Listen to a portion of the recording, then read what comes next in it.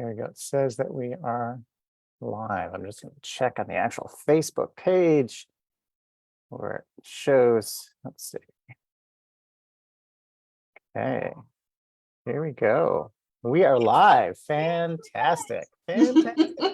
All right, let's get this going. Welcome, everyone, once again to another session of the LuAnn Academy Passion Sessions. I am Bill Schwingel. I am your host. I am also a graduate of the LuAnn Academy, and I'm so honored to be able to do this and to welcome our next guest, LuAnn Cibik, who is a friend,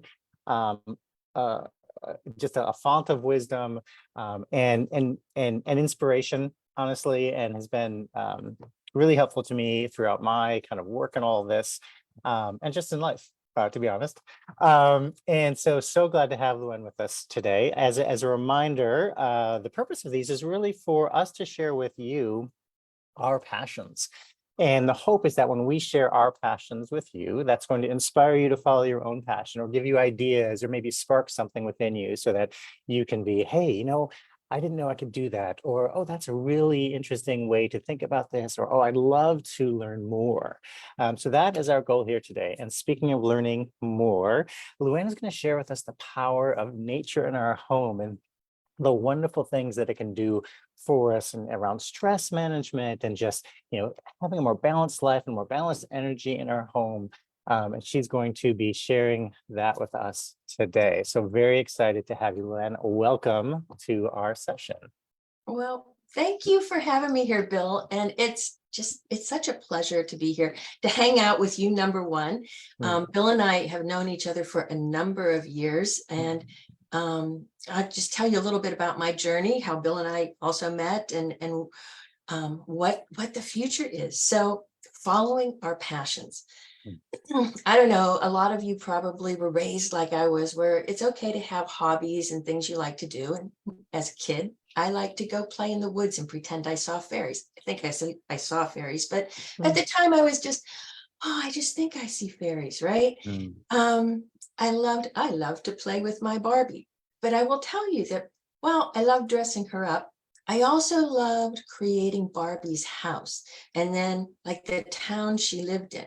And as a kid, I was fascinated with how some people would draw, pictures of all sorts of things. I would sit there, I would draw house plants, right? Like that's a kind of a weird thing for a kid, but I was fascinated. I loved houses. And of course, I thought, and I loved art and color and all of those things, but I kind of thought I might go into the interior design world, but my parents, who were very practical, said, no, you're going to go do something that makes money. And so I was like, okay.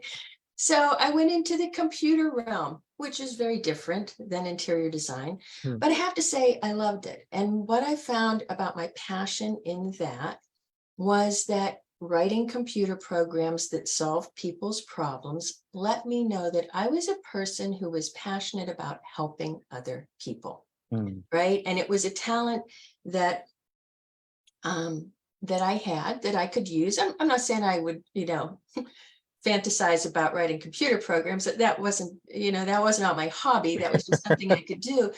But what I loved was solving problems. And so, that actually was a passion. I discovered that I loved helping people. But along the way, in working in the corporate world, as some of you may have also experienced, it's not always enough. And even though I love that helping people bit, I started diving into my hobbies a bit more. And I took a certification course I took some interior design courses, but I also took courses in color therapy and how we could use color to support our lives. And I took a course in essential oils for medicinal use. And this was back in the day before the internet, folks. Okay, so then I discovered a book by the amazing Denise Lin called Feng Shui for the Soul. And when I flipped through this book at the Barnes and Noble, where you learned all new things, I was like, oh my God, this takes color, interior design, things like essential oils. It like takes all of these rocks and crystals, all of this stuff, and it combines it into this thing called feng shui. I love it. So I was on a new path, and it's interesting because, I bought all of Denise's books and wanted to go learn this feng shui for the soul piece, this interior alignment piece. And, I didn't really think it would be my new career. Mm. I just thought it would be a really wonderful part-time kind of hobby kind of thing I did. It's interesting because Bill and I were almost in the same interior alignment class. We were just one True. week apart in our Mm. courses. And when I took that course, it changed my life, right? I took it, I learned amazing things. I stepped into the world of magic with a whole bunch of other believers in that sense. Mhm. And when I came home, I thought, yeah, I'll do this part-time job. But the way the universe unfolded, no, that's not what happened. I ended up turning in my resignation and deciding I am just starting my own career. Mm. So that was my launch into, again, following my passion. And it could have turned out terribly, but let's just say I used everything I learned in a way to set up the business, to set up my home for success. And here I am 20 years later. Now, as a part of this journey, I also stayed very connected with Denise, and eventually took every other course that she was offering: soul Mm. coaching, uh, gateway dreaming, elemental space clearing, oracle cards, up through Red Lotus. And I will also say that I was a part of the support of those who graduated in that, and Bill was Mm. as well. So at the time, we had what was called the Foundation Council for Interior Alignment, is how Bill and I really started working together back in the day, Mm. in support of those graduates, right? And in support of spreading the word about interior alignment in the world. And over the years, with all of these other wonderful programs that Denise has created, we have more and more wonderful practitioners with skills and talents. And that was the birth of the LuAnn Academy. Mhm. So thank you so much, Bill, for being the person who's really spearheading getting these programs out there, so that the public can enjoy. Behind the scenes, Bill's also a huge supporter of the internal practitioner group, and we have different programs like this one that are offered internally. And I just share that because there's so many other certification programs out there that people can take, but then they kind of lost them on their own. It feels like, that Mm. you Mhm. graduate and then it's bye-bye, right? No, with us, we become one big family. And so I love this family, and Mm. I know that Bill does too. I mean, it's one of our it's one of our passions, right? In helping Mhm. others. So anyway, I'm here to talk about nature today. And one of my passions as a little kid was being outside in the woods. It was finding rocks and crystals. It was bringing treasures home and putting them in my room. And probably a lot of you watching this was also one of your passions. And what's happened, though, is that along the way, sometimes we forget about that power that nature had on us at that time to bring us joy, but also that power it had that not just the joy, but behind the scenes, nature gives us a lot of things that help heal us body, mind, and spirit. So what I wanted to talk about today was just how we can bring that power of nature back into our homes. I think it's needed now more today than ever. For sure. So Mm. what I want to do is I'm going to share my screen. Fingers crossed, Mercury retrograde, behave yourself. Looks like it's coming up. There we go. Great. Awesome. So, power of nature in your home. Um, it's only been in the past 200 years or so that we have stepped out of nature. Human beings evolved in nature. And depending on which scientists and archaeologists and people that you follow, human beings have been around for anywhere between 300,000 to 190,000 years on Earth. That's a long time. Mhm. And in that time, we lived very connected to nature. We evolved around the sights, the sounds, the colors, and we understood the patterns and the cycles of nature in order to survive and thrive. Now, I happen to love my modern conveniences, and I am not going to give up my indoor plumbing, okay? But in the past 200 years, we've made wonderful, remarkable engineering strides, right? We create beautiful cities with wonderful architecture, but these are man-made structures, and we've got our man-made energies. And so much of the cities that we think of them as the gray and the black and the glass. They're not the colors and the vibration of nature. Our homes that we live in, the smaller spaces, because we are so focused on being energy efficient now, which is wonderful, right? It's Mm. green, it's saving the earth, because we're using less electricity. But in creating these super insulated spaces, they have become much more chemical laden. It's because we're bringing in much more man-made materials that off-gas these chemicals, as well as what else we bring into the home. And so many times, our homes are created with a design trend in mind, as opposed to being connected to nature's cycles and seasons and colors. So again, we have removed ourselves from nature, and not just in the home we live in, but how we live, right? If I think of my grandmother, and okay, so I'm a little bit older, but my grandmother was a person who had her own big garden, right? She was out in her garden every day. She had chickens. She was out tending her chickens, right? She was out in nature, in the sun, in the smells that came from the trees and the grasses and her garden veggies. She was digging in the dirt. I guarantee you, she did not have rubber-soled tennis shoes. She was connected to nature. And now here we are at this point. It's a small number of people who actually get out in the sun, walk barefoot on the earth, touch a plant. Okay, it's a small number of people who do that on a daily basis. And so we have disconnected ourselves from nature.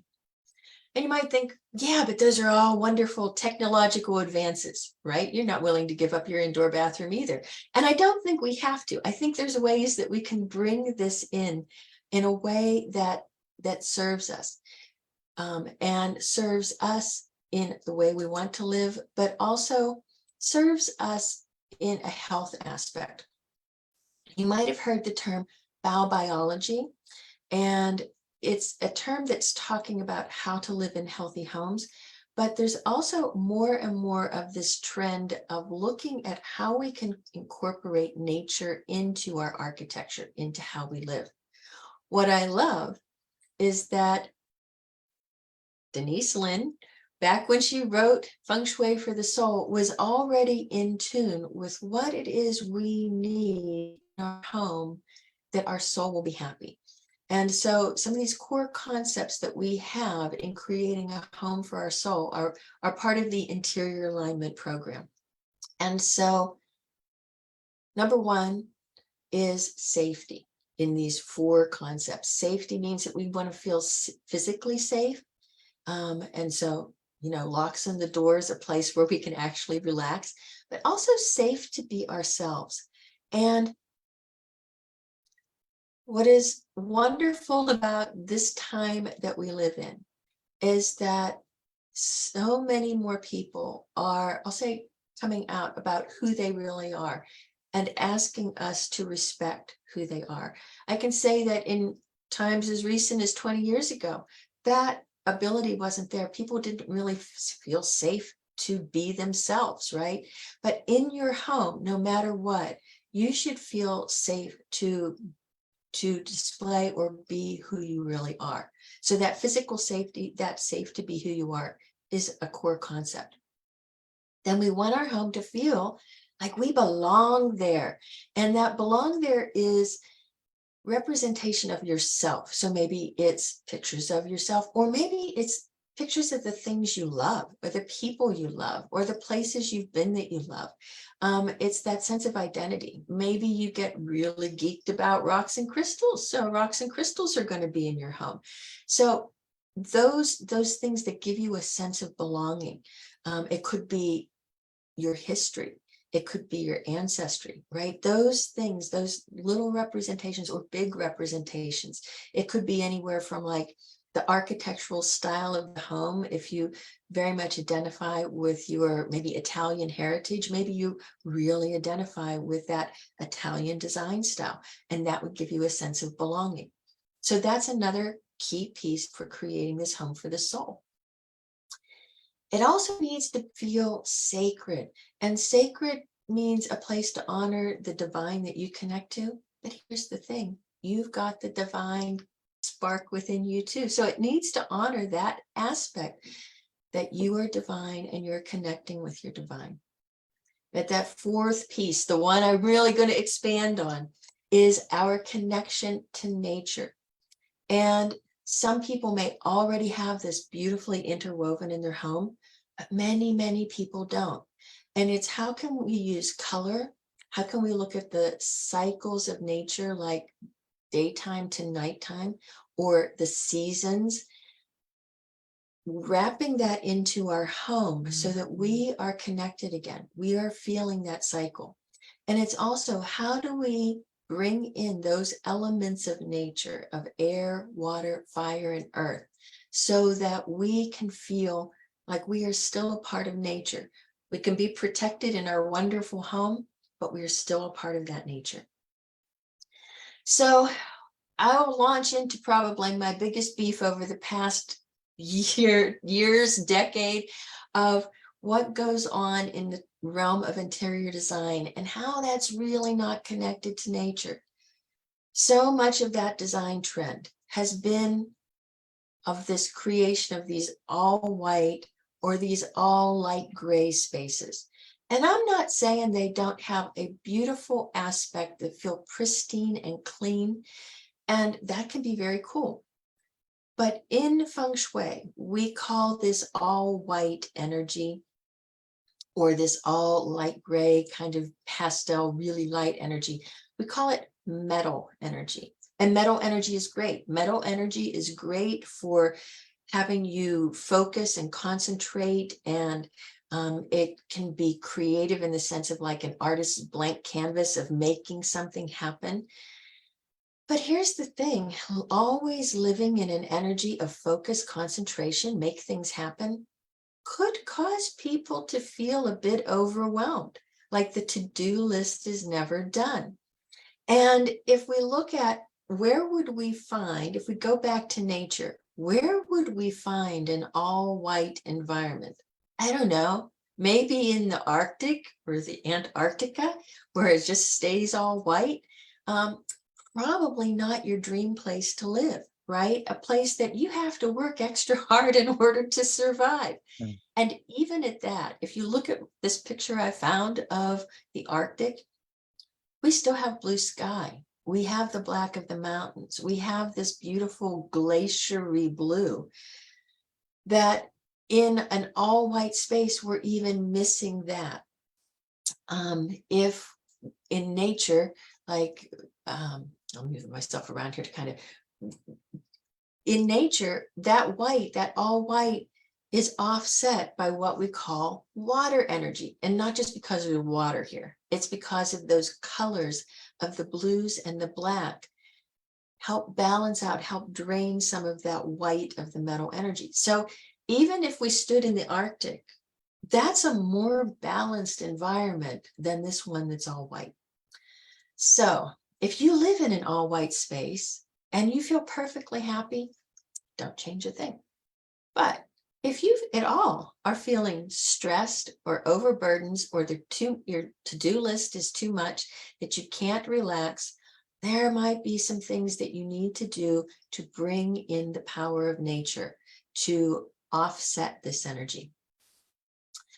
In this space, imagine it was an all white space. And in this space, what we've done is we've shifted it from the Arctic, we've shifted it to the beach.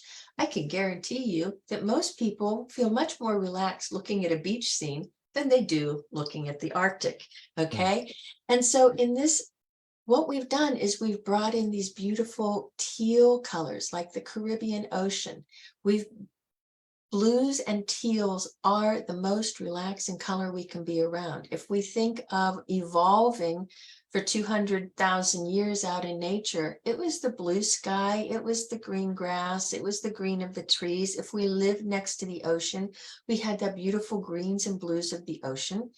And historically, people lived next to water because we needed water, and we needed that water for transportation because there wasn't roads everywhere. So whether we live next to a river, a pond, a lake, that water energy was crucial. So in this designed space, we can see that we've brought in more of those colors that we might see in nature. We've brought in some plants. And so all of those things make this space feel a little more relaxing than that last space. Let's say you're like, oh, I don't want to bring in color. I really like my all white space. It feels relaxing to me to have that monotone. All right, I've got another one for you. Okay, this one is still very much kind of an all white space, but what we've brought in is we've brought in more browns, right? Brown is a color that we call earth energy in feng shui. It is one that allows us to feel grounded and rested.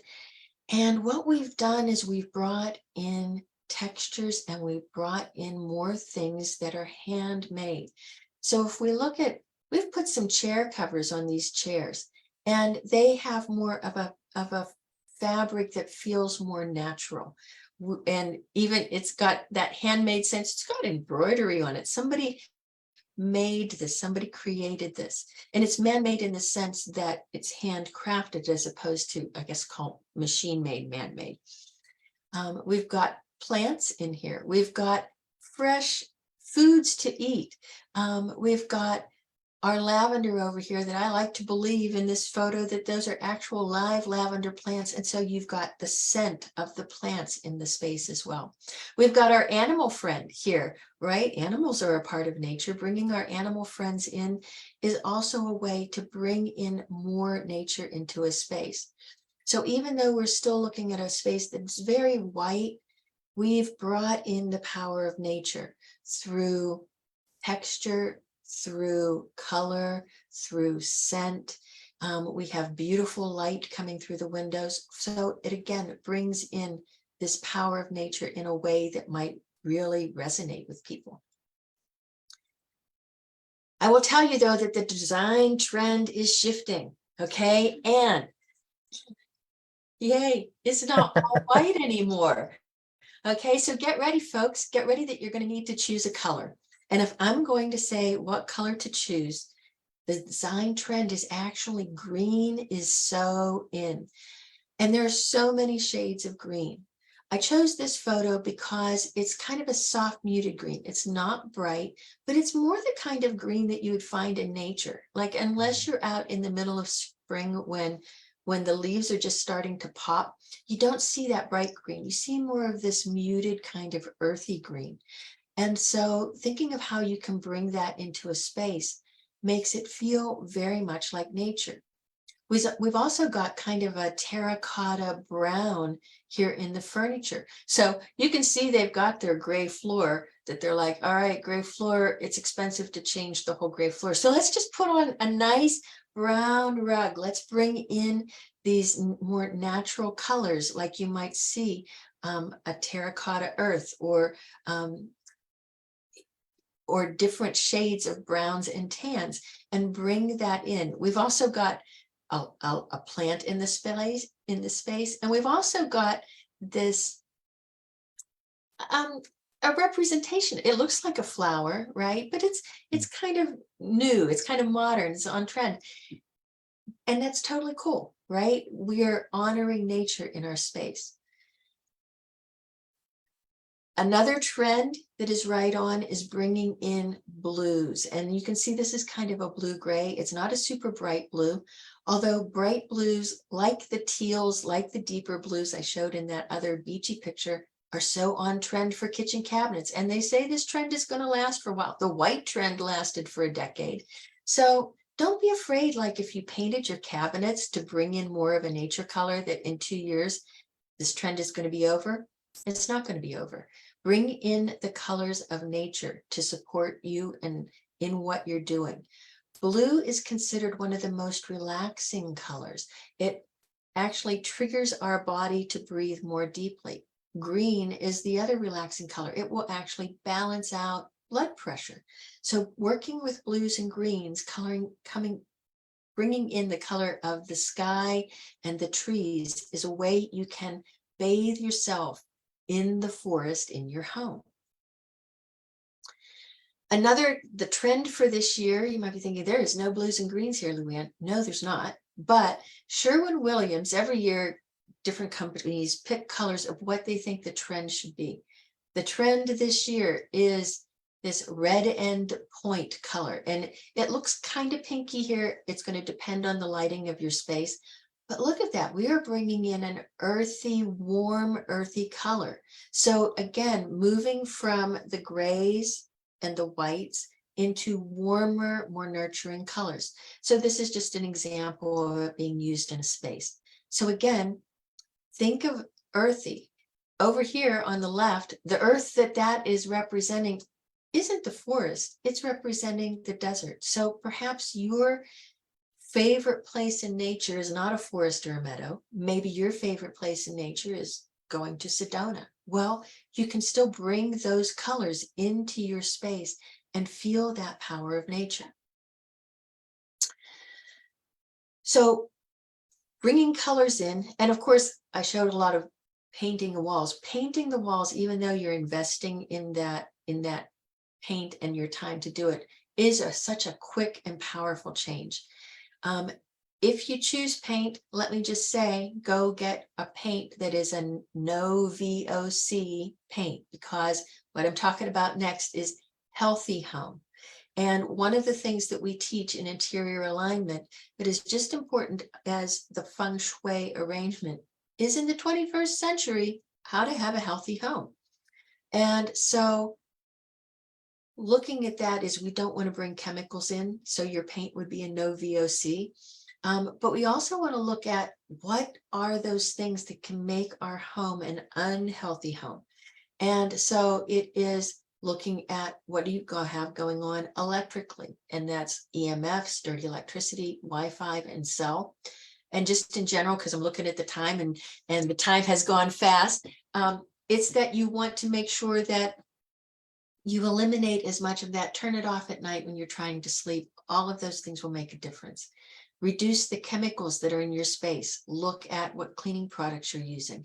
Choose things that are not going to off gas. There's more and more furnishings and soft goods being made that are organic. There's a certification called Certa Pure for companies that are making things like mattresses and cushions to not off gas. So it's happening more and more.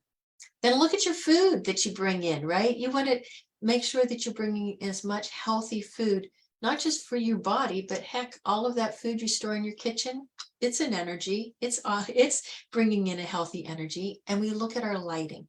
Bring in as much sunshine as you can, and go with full spectrum bulbs. So if you're looking at how do I add nature quickly into my space, look at the sound. Say, Alexa, play nature sounds. And you'll get rainstorms, you'll get bird song. It will bring an element of nature. Do some nature art or design by adding some pillows or some throws, just real quick, in some wonderful nature colors that you love. Look at bringing in some indoor plants or use some essential oils to bring in that scent of nature. We're looking at sunlight or full spectrum light, natural cleaning products, and reducing our electrical emissions. I'm going to say that one of the most powerful things you need to do, though, is actually go be outside. And there is a term called earthing. And earthing is when we actually stick our bare feet or our feet in light socks, but not our rubber soled shoes actually on the ground. So many people go outside hiking or being outside. They're like, I'm forest bathing. And you're missing one of the biggest pieces, and that is the actual electromagnetic energy of the earth. We need to be touching it, and touching it at least for 20 minutes a day. So earthing is a piece of it that you might want to read a little bit more about. And a piece of that comes with what's called forest bathing. And forest bathing is a certification that I offer. You can take it online. It's a self-study course that you can find on my website. But it is different than going for a hike. It is different than doing outdoor sports. It is really being observant. It's taking yourself back to what it would have been like 1,000, 2,000, 10,000 years ago when you were in nature, when you were a human being in nature, and really noticing the clouds, the feeling of the air, the quality of the trees, the sounds of the animals around you, because you were a part of nature. So there we go. We made it through. We did. We did. This has been fantastic, LuAnn. Appreciate so much all that you shared today. Very informative and enlightening, and really gives people ways that they can make practical changes, right, in their lives and in their homes in order to kind of bring this nature in. We haven't had many questions, but we've had several people watching us and appreciating kind of what you've been sharing. Some have said, that they were planting sunflowers as they were listening and watching, and others have said, "Hey, that's my kitchen too," and definitely resonating with the colors and the off-gassing and just all of that. So thank you, everyone. Is really appreciated, obviously, what you've had to share. And I know you started at the end to kind of say, hey, this is how you can reach me, but why don't you tell people a little bit more about any classes or certifications you have upcoming and what's the best way to reach out to you? Sure. So website where you can find out about classes is innerharmonyschool.com. And I do have a forest therapy certification program that's going to be announced soon. That's going to be an online program, but with live Zoom sessions to keep everybody inspired, as well as all of the other information that's in the self-study program. And I am going to be offering it at the same price as the self-study program. So it's a really great opportunity for people to get this information to use in your own life, but also to start, if your passion is one of being out in the woods, it's one where you can take other people and introduce them. And what I love about my program is that so many forest bathing programs really take people into a deep forest experience. I feel that people who are disabled or suffering ill health are the ones who really need to be out there, and they can't always go deep into the woods. So it's, how do you do forest bathing in your backyard or right outside the parking lot at the park so that you can get all of that value? Also, I have an instinctive feng shui online course coming up this fall if you wanted to learn more about feng shui and home for your soul, as well as a full instinctive feng shui and 7-star blessing space clearing course is going to be an in-person retreat style course that's also coming up this fall. So those are some of the things going on. Also, I'd love for people to connect with me on Facebook. And so you can find me at Inner Harmony with LuAnn Cibik, and you can find that from my website. So go to the website, you'll find the link there. I'd love for you to join my newsletter list because you can find out cool things that way. And I don't know. I think those are all my great ways. So I thanks. think those are all great ways. Absolutely. Well, thank you once again, LuAnn, for being with us. And thank all of you who have joined us and who are watching us after. Feel free to ask questions and we'll get to them as soon as we can. And just we hope that we've been able to inspire you to follow your passions, to learn about some new passions, and just to kind of take that first step. That's all it takes. So thank you, everyone, for being here. Thank you, LuAnn, so much. And everyone have a great, of course, and everyone have a great weekend. Thank you.